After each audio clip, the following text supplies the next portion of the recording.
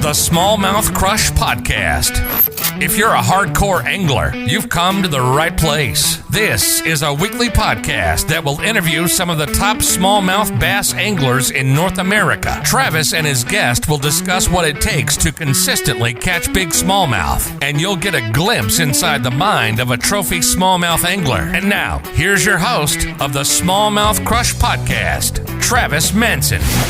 Yo, welcome to the SmallmouthCrush podcast. My name is Travis Manson. We got another great guest lined up. I hope everybody's having a good week. We're going to be talking big old smallmouth again today. The top smallmouth anglers in the country. And this guy coming up is a true smallmouth stick, although he might not admit it. He does a number on these northern fisheries all over the country, really. But an amazing angler. I want to welcome Ron Nelson to the show. And we're going to bring him on. There he is. How's it going, buddy? Hey, doing great. Welcome. Thanks for having me. Yeah, thank you. So, real quick, I just want to let everyone know a little bit about background about yourself. If you can take a moment, let us know where you're at right now in the country. I want to talk smallmouth fishing with you. Yeah, I live in Michigan. When does your season start for you? You know, I think our first event is supposed to be in February, but the whole cutoff and off limits, that kind of deal. I do want to pre-fish Okeechobee because I haven't seen it in 4 or 5 years, and this year the lake's up. You know, if the water's up 2 feet, I think higher, so sure, it'll be a whole different lake. I mean, it'll be different. So I'm excited to get down there and kind of get that feel back to that lake. It's got to be a blast being able to get out of Michigan in January and February and head down south and catch some big old bass. Man, yeah. Have you been doing any fishing now up your way, or is it pretty much done? You know, I'm between boats right now. You know, sold my last boat, and the new boat's not arrived yet. But I've got a buddy of mine who's got an old river boat, you know, and sure, we jump in together and go out and catch some walleye or steelhead and a few smallmouth bass that are mixed in, you know, fishing the river here. Right. So I definitely love to get out when the water's cold. You know, I think yesterday we were out, it was like 28 degrees for a high.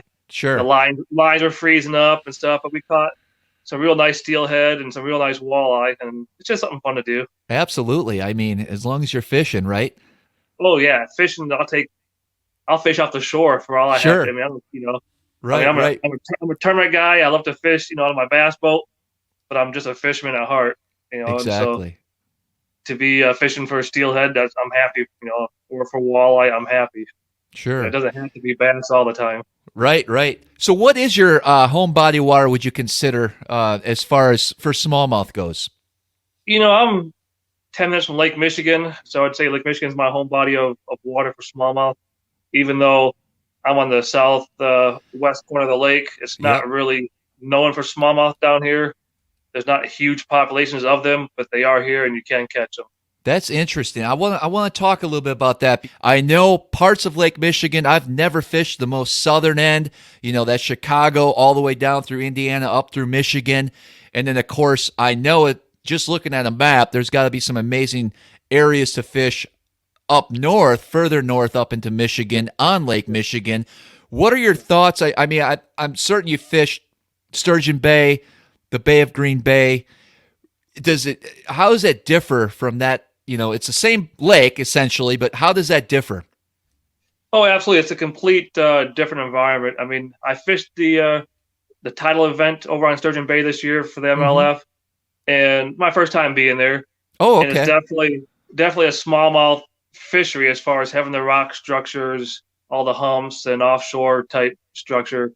Whereas where I'm at, I'm on the main lake of Lake Michigan. Okay. And so there are no, you know, we have drowned river miles that come into the lake and such, but it's basically you're in the main basin of Lake Michigan. So exposed. There's a lot less. Yep, it's fully exposed. Can't hide. There's more sand here than there is actual rock structure in this part of the lake. Sure. We've got nice sandy beaches here and stuff, but there are some rock structures out there and stuff. And those fish go out and suspend a lot too. Do you have to travel far to find fish on that section of the lake, or is it easy to pick up a map and look at your graph and kind of look for key areas, or is it more you fished it a lot, you've been on that body of water? Like for someone new that's going to try to explore that section of the lake, how hard would it be to figure it out? Very hard. Would it be? Sure. Just because there's not much of it. I mean, that's one thing. Like going to Sturgeon Bay, for example, the smallmouth habitat kind of everywhere, and so Sure. you can stumble into smallmouth pretty easy. Whereas in the main basin of Lake Michigan here, where I'm at in the southern end, there's not lots of that structure, and Sure. so and these fish here, they act completely different too. I mean, Really? they're Okay. different. Oh yeah, I mean it's just like they love an offshore wind, and the water flips over and gets cold. It's completely different. I mean, how they spawn, how they mock spawn. I mean, it's just a whole different. I remember when I first started to travel, and I say travel, like fishing in Lake Ontario, and seeing the St. Lawrence River. I expected those fish to kind of act like the fish in my backyard. They didn't. They were Sure. completely different. Totally different. Wow. Yep. Yep. As far as size goes, what are we looking at on that part of Lake Michigan? Is there some pretty good trophy fish, like 5+ pounders, or? Oh, absolutely. I mean, that's the thing. When you get a fishery that there's not a lot of pressure on these fish per se. I mean, a 5-pound fish is a great fish anywhere in the country as far as smallmouth goes. It's a great fish. It's when you get into that 6-pound category or 7-pound category that you really get into a fish of a lifetime. And so, there are those fish out there, that can be caught out there. It's just there's not lots of them to catch. Do you get a chance to, where you're located right now, do you get a chance to fish in the inland lakes that are close to you that have good smallmouth? We don't have any good, and I say that respectfully. I'm in the southern part of the state here. Most of our lakes are real small, glacial type lakes. Sure. And for an average weekend tournament, 10, 12 pounds is like a good weight, and that's mostly largemouth. Gotcha. And so Gotcha. this time you can get out, and these lakes have some smallmouth mixed in. You can find little pods of them, but you'll catch 2 and 3 pound size smallmouth. That's kind of like the norm. Where do you think, as far as your skill level and being able to catch smallmouth in these tournaments, I know you've done well, St. Lawrence River, Lake Ontario. As far as those bodies of water, like what is your favorite body of water to fish for smallmouth? Well, that's almost an impossible question to answer because once I'm on it's a Great Lake system, to be honest. I mean, if I'm on any Great Lake system, whether it's Lake Ontario, Lake Huron, Lake Michigan, the potential there compared to an inland body of water is just so much greater to catch a true trophy, but B, also to come across a larger school of fish. Sure. The bigger structure you have or the more bait fish you have, the bigger the schools of bass you can, hold in a given area. And so if you get into an inland lake, it's just everything's smaller. The structures are smaller. Everything's smaller. So you can't whack them like you can whack them on the Great Lake. As far as the Great Lakes, the St. Lawrence River, places like that, have you found a big difference between that versus southern smallmouth, or have you had the opportunity to chase some of these southern smallmouth at all around the country? Yeah, they're hard to compare them. They don't act all the same. I mean, like go down to Pickwick or Wheeler, place that have the smallmouth down there, and they're beautiful fish down there. They get big ones down there. Sure. But it's nothing like. There's no comparison to catching a northern smallmouth in that clear water. Right. Like when you've done it a million times, when you hook that fish and you could be down deep and that fish turns sideways and you see him coming up and you get to watch him as you fight him, and just the anticipation of fighting that big fish. It's so addicting. It's so addicting, and it's so rewarding to watch that fish as you're fighting it. The extra pressure, the extra stress, if you want to call it that. You got that fish on. Down south, the water's not near as clear. Yeah, you'll see that fish, but it's just, you can't compare the two styles of fishing, the two species even. It's just the northern smallmouth are something special. In your opinion, where's the best smallmouth fishing located in the country? Well, I live in Michigan. We got Kevin Van Dam here in Michigan. Right, right. Come on. So I mean, if the best smallmouth fishing was in New York, I think Kevin Van Dam would probably move to New York. That's true. That's true. Although New York's right up there as well. Yeah. So I mean, once again, I have to love my home state. Michigan's got some phenomenal smallmouth. Here. Hey, look at Mark Zona. Where's he live at? I mean, sure. He's in his region of the country too, because he's not in New York. I mean, you got a point. I love New York though. And I love the St. Lawrence River.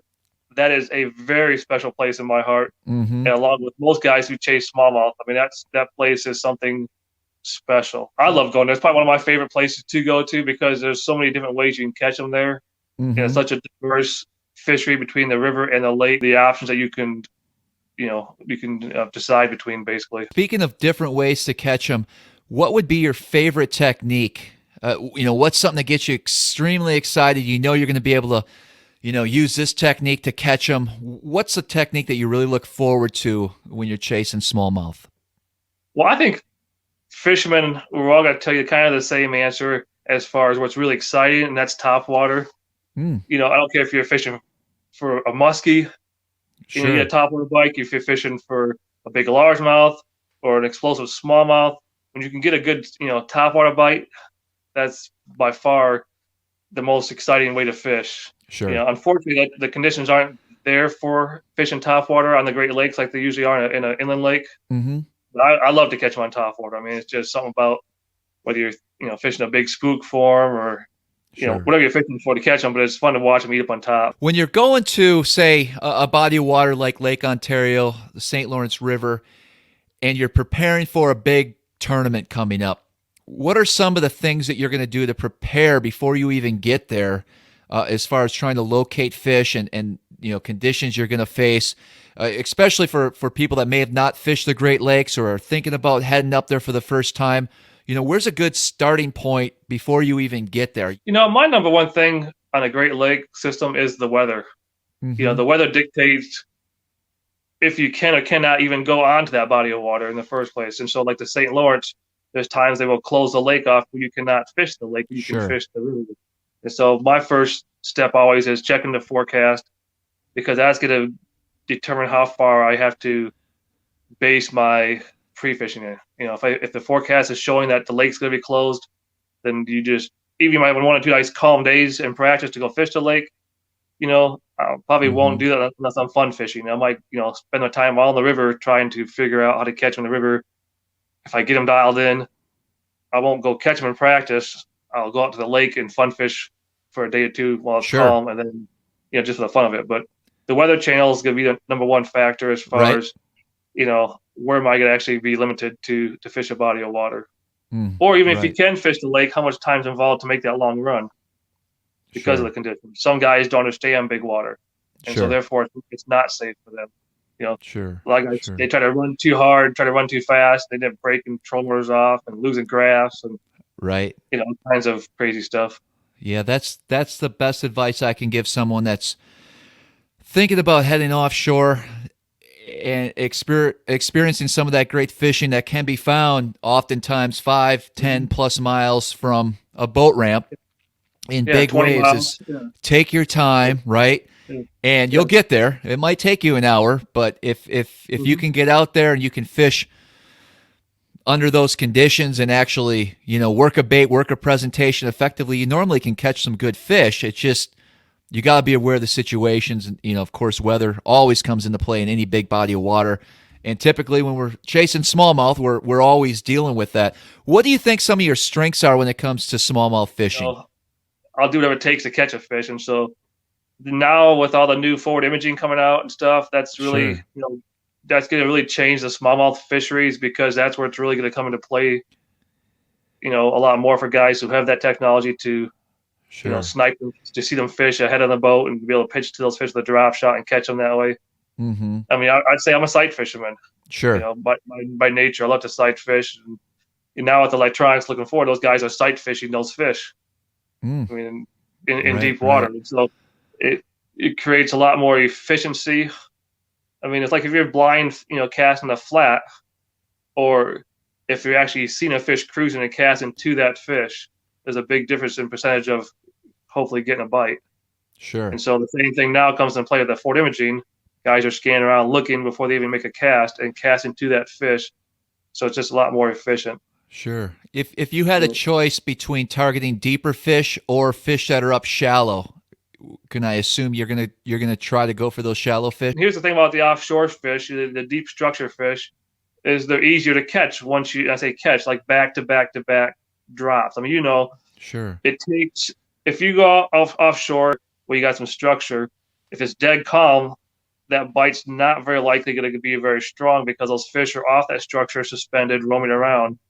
When you get it where there is some wind blowing, where it gets rough out, it starts creating current. Those fish will actually get to that structure, get behind that structure, and that's that structure actually comes into play for a feeding advantage for those fish, and those fish actually get grouped up. Sure. So if you get the conditions to where those fish are grouped up out deep, it's just a lot easier to just drop down, catch a 5, drop down, catch another 5. You know how that works. It could catch a big sack of fish quite easy. Mm-hmm. Whereas if you're shallow, you got to hunt and peck for them. Like you catch one here, you lose one there, you go another half hour, another bite. It's a whole different. It's actually more work catching them shallow. Yeah, I agree. Exciting though. It's like hunting, Look, it picking is, out that that's big where, fish. I love to fish shallow. So, Sure. yeah, I love to go shallow and hunt and peck for them, but I also love to just drop down and cranking 5-pounders like it's nothing. Right. So whatever works. Whatever yeah, works. whatever works. As far as your setup, so when you're fishing deep, sounds like you rely a lot on your electronics. You're looking for areas. In a typical day when you're going out looking for these deeper fish, are you graphing a lot? Are you spending some time, obviously, probably with your electronics? What are you looking for when you're fishing offshore, trying to pinpoint?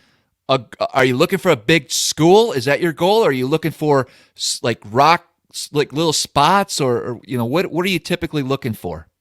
I'm looking for all of that. I mean, because depending what time of year it is, certain times of year those fish are not grouped up yet. Maybe after the spawn, they haven't quite grouped up yet. Depends what time of year you're actually fishing. But if you are in that time of year where the fish should be grouped up, then I'm looking for big groups of fish. Big If groups, you're in that sure. time of year, if they're in more transition type, then I'm going to be looking for individual boulders and such where those fish are going to stop on or be more.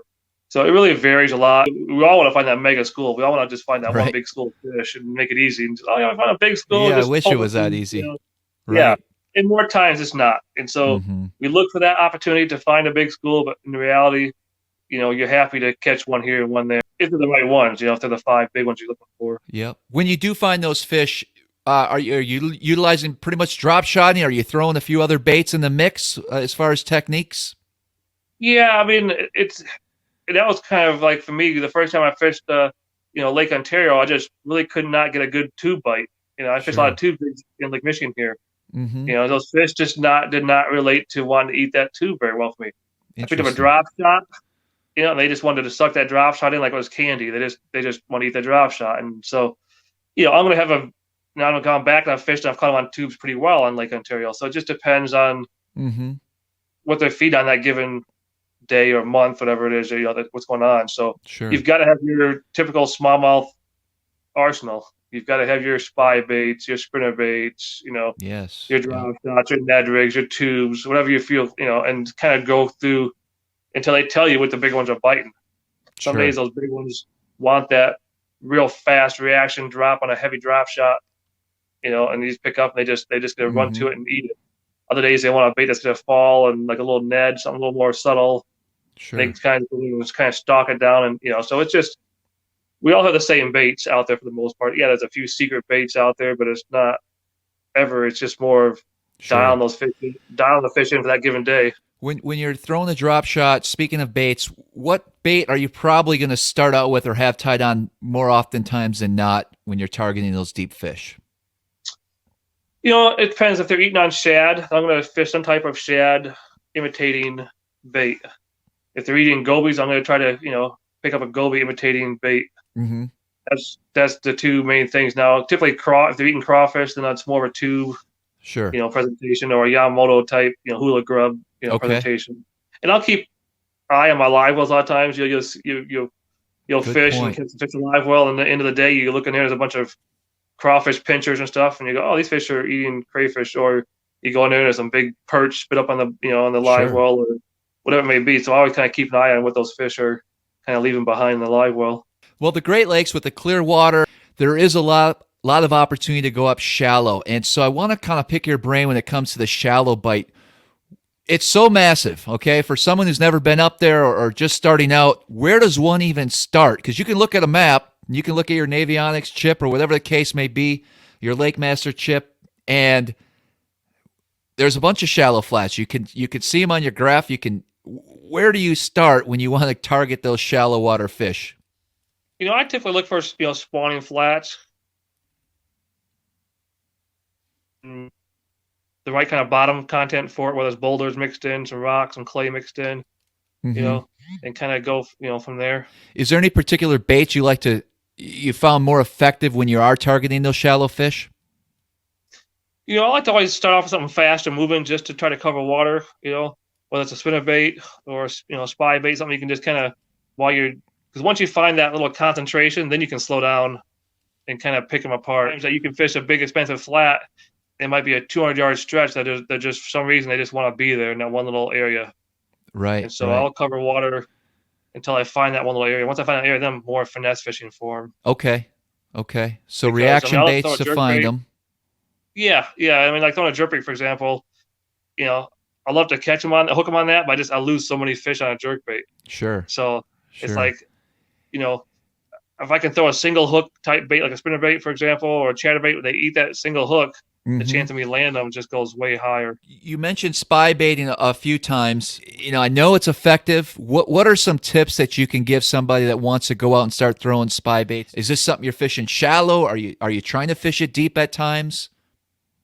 Yeah, I mean, most guys will fish it shallow, and the key is having that sunny, flat, calm, more of like a finesse presentation where those fish don't want to respond, to a real aggressive bait, but they want to stalk down a bait and track it and eat it. The setup is very crucial for that. I mean, you want to have a soft rod. Okay. You want to have the light line so you make that long cast, and you've got to fight that fish really gently on them small hooks. Now, I do use it a fair amount in a deeper situation where I'll count it down, and fish them deep fish actually on a spy bait as well sometimes. Okay. Most guys don't do that a whole lot. No. In fact, we're talking about this setup. So are you like a medium light, 7 foot, Yep. 7'6"? Yep. 7'6" at least. I mean, I want a long rod. I want a long rod. I can really just lob that bait out there a long ways. I don't want to use a braided line for me. I want to use a fluorocarbon or even a mono, something that's got some good stretch to it that really can handle that head shaking and that, Sure. that constant hard pulling from a smallmouth. A lot of guys will throw a real light line. What's the heaviest you think you can get away with and still effectively fish a spy bait? 8 pound. 8, yeah. You can catch them still on, 10 pound or 12 pound, but the action of the bait really, that light line allows that bait to really rock as it's coming in and kind of makes that little rocking motion or rolling motion as you reel it in. Sure. And the stiffer line you go to, it just bait doesn't look near as natural in the water. Do you have a particular brand you seem to gravitate towards as far as spy baits go? Yeah, I mean, you can buy whatever you feel comfortable in. I mean, they all make them now. And so I'm not going to promote anybody or try to say this is a magic bait. You just got to, pick what you like. And even color-wise, you got to pick and build confidence in certain colors. That's the whole thing about fishing, is it's so easy to get into guys' minds going, oh, you have to have the green pumpkin, something with a red flake in the tube, or something. We're always like, and you dig through your box and you go, I don't have any red flake, and it's like, sure. Guys love to get in your head, to try to get in your head, and it's really not that. It's more of a mental game for the fisherman, not so much does it really matter that much sometimes, I think. Keeping it simple. Keeping it simple, yeah. That's one thing. I gotta throw it more. I know it's an effective way to fish. I'm like you. I'd love to throw a chatterbait, spinner bait, whether it be burning or slow rolling, whatever the case may be. A lot of times, those shallow fish, it's one of my favorite ways to fish would be to cover water, like you were saying, throwing the spinner bait, maybe burning it back, something crazy color, depending on the day, and then having a backup plastic to pitch to those fish. See, now you're talking. Yeah. Now, when you see when you're spy baiting up shallow, do you have those situations where you see a fish and he's not committing to that bait, or can you get him to bite more often than not?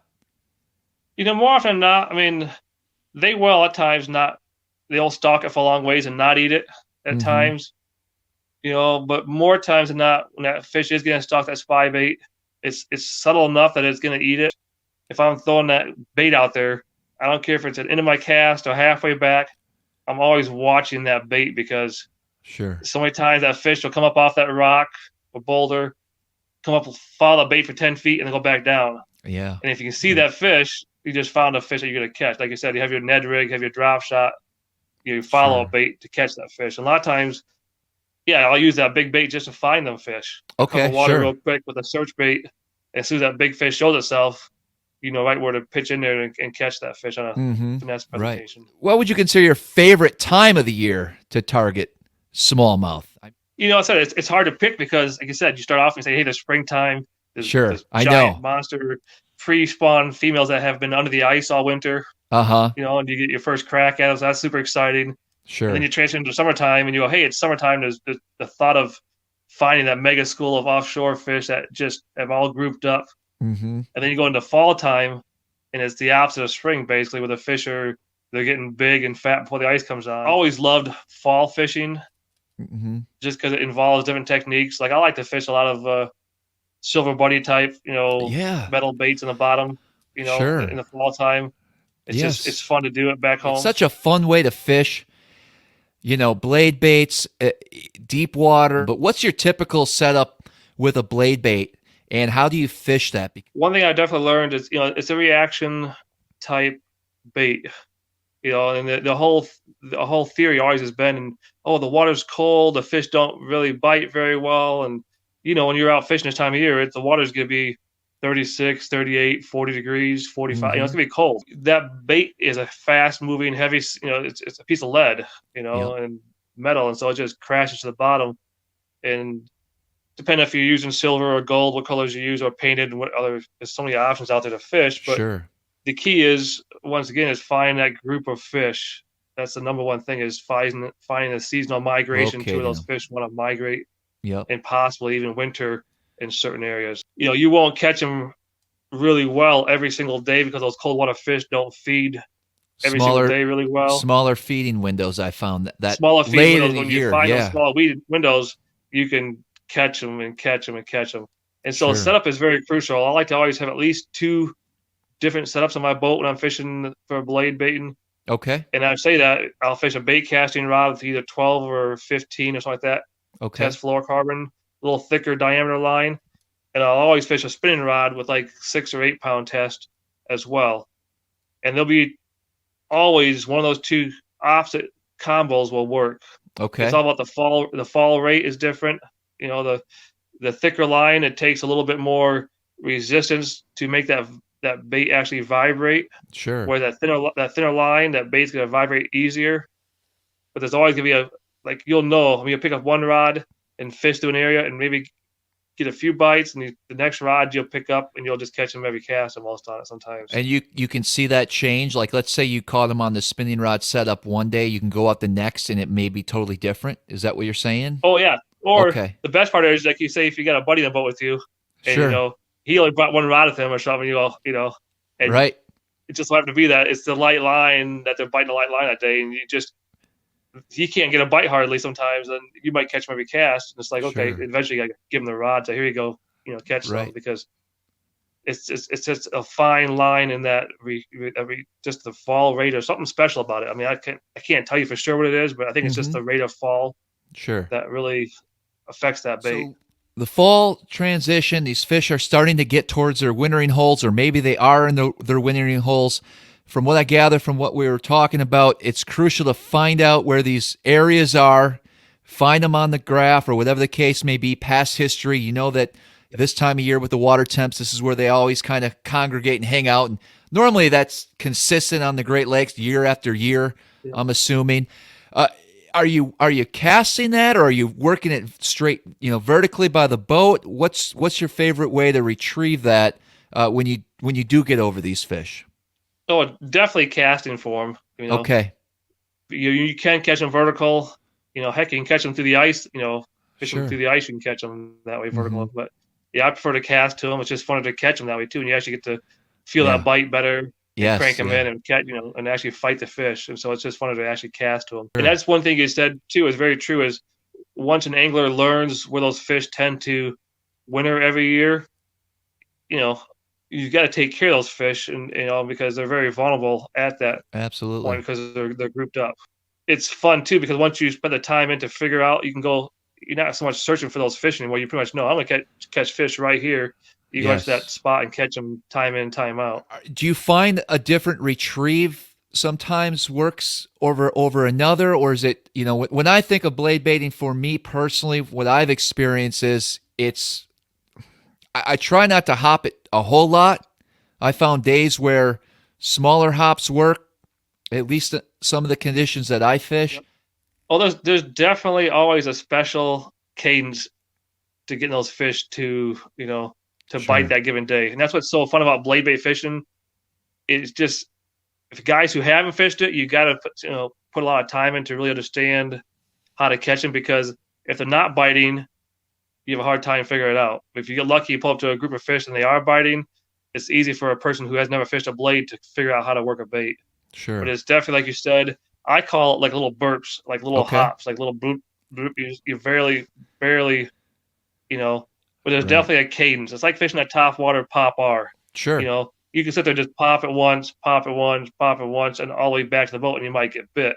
Mm-hmm. There's definitely going to be a trigger cadence where you pop it 1, 2, 1, 2, 3, 1, 2, just keep chaining that cadence until you figure out what actually triggers that fish. And so the same thing applies to those fish down on a blade bait. They're seeing that bait, they're stalking it, and there's times you even dead stick it for a second. There's times they'll crush it on the bottom. Isn't that they'll crazy? Sure. Take the piece of metal and crush it right into, ground it. I call it ground and pound. They're actually ground and pound, right? In those days, that's how you want it. You'll work it. As soon as you dead stick it, you just wait until they'll come and crush. There's always a certain cadence for that day. But once you figure that out, that's what's so fun when you're fishing for fun with a blade bait with some friends, It's somebody that boat's going to figure out that little special cadence first. Sure. And go to catching them. And that's where it's like, if it's not me, it's my buddy. And then you got to watch and see what's he doing. Right. How's he, what's his cadence? What's his little secret to why is he catching them? Are you bringing out a variety of colors? Or are you pretty basic when it comes to that? I have fished the blade bait since I was quite young, for years. And so I got way back a long time ago, got to do it best molds for it and actually poured my own blades. Okay. Sure. And I still got boxes of it. And that's kind of my go-to still is the ones that I actually pour myself. A bunch of companies out there that make them that are fantastic, blades as well, but I just haven't really found the need to venture out and buy them yet. Yeah, if you found a specific one that works, homemade are sometimes the best. Yep. So I assume it's more silver, gold, those types of colors. Yeah, I'll take the time. I'll paint some up. I'll paint them up sometimes as well and give them some more natural colors or crawfish-looking colors sometimes. Okay. Have you found the blade bait, or have you used it a lot besides colder water? Is that even a technique that you think about during middle of the summer? I mean, I've caught them on it. Sure. I always keep the box in my boat. Mm-hmm. It never leaves my boat per se. But I will say I've caught them in Florida on it.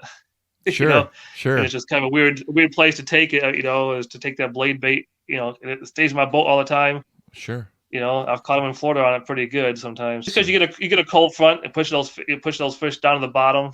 That's the thing that's neat about this time of year when you're blade bait fishing is you think of the levels. It's not the top water level. It's not the mid level of water. I'm saying, like, if you're in 30 feet, you're not going to get bit in the first 10 feet. The next 10 feet, you're going to get bit in the bottom 2 feet. So those fish are really kind of in a very specific zone. Whereas the rest of the year, those fish could be, kind of spread out in different zones throughout the water. Exactly. And so when you get into a cold front down south, it's the same thing. Those fish that are a lot of times high in the water column, they get pushed to the bottom water column and kind of bunker down. There's one bait in particular that you could use for, like, this is it. You have to use this one bait for the next year. It's fall, spring, summer for smallmouth. What would that bait be? Whew, that's a tough one, man. It's a tough one.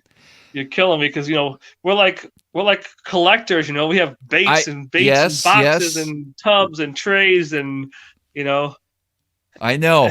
And that's why we have 25 rods in the boat because I know. We got 25 favorite baits we want to try to catch. Exactly. Them on. But I would say once again earlier the favorite way to catch them is on a top water. Just because you get to watch that fish come up and play with that top water bait. Like if you're fishing a spook and that big fish comes up there and he rolls at it, misses it, slashes at it, misses it, and you finally hook up, it's just something exciting about that. Sure. That bite, to watch that fish come up and chase that top water bait. And they're like a cat and mouse. They're definitely teasing you, So I'd say probably for me it'd be a top water bait. Top water bait.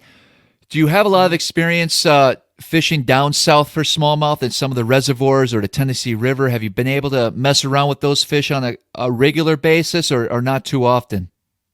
No, not too often because why? I mean, I just don't leave Michigan to go down south to chase smallmouth. That's right.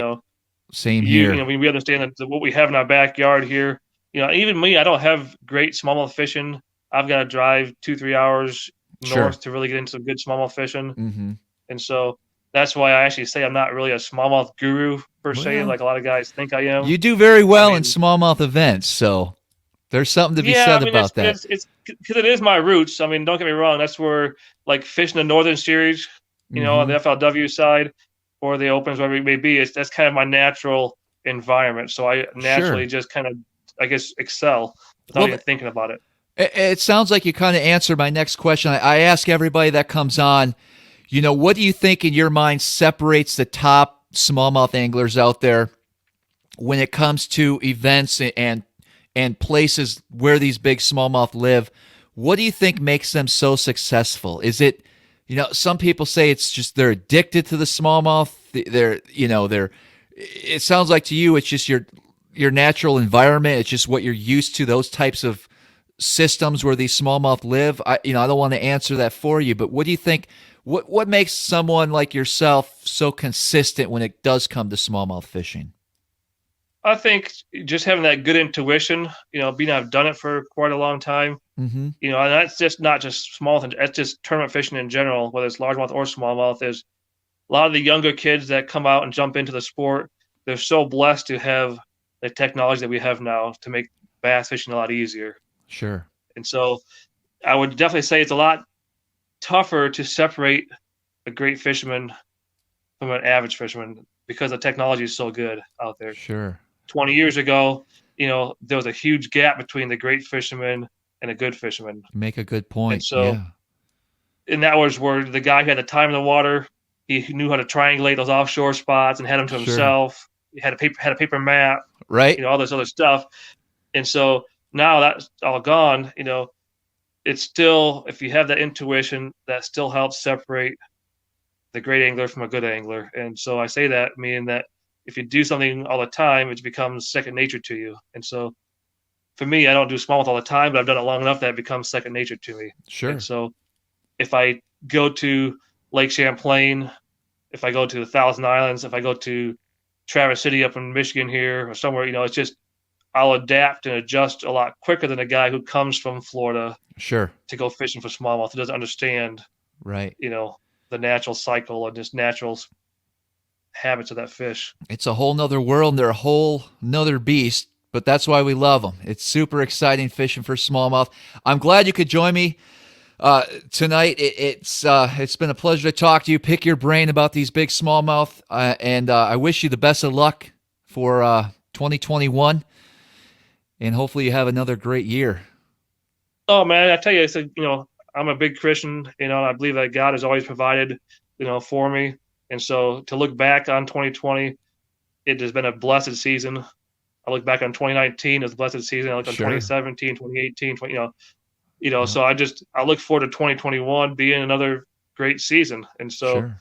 I do got to give a shout out to my sponsors that have Yeah, made it absolutely. possible, and that's where, I'm growing in the sport still. I feel like I'm not arrived yet, but I'm still climbing that ladder. I fish for fun like you and everybody else, it's just in your blood. It drives you, but it makes it a lot easier when you have good products behind you. Like I run a Ranger, Mm-hmm. always have. Nitros have come a long ways. They make a great product.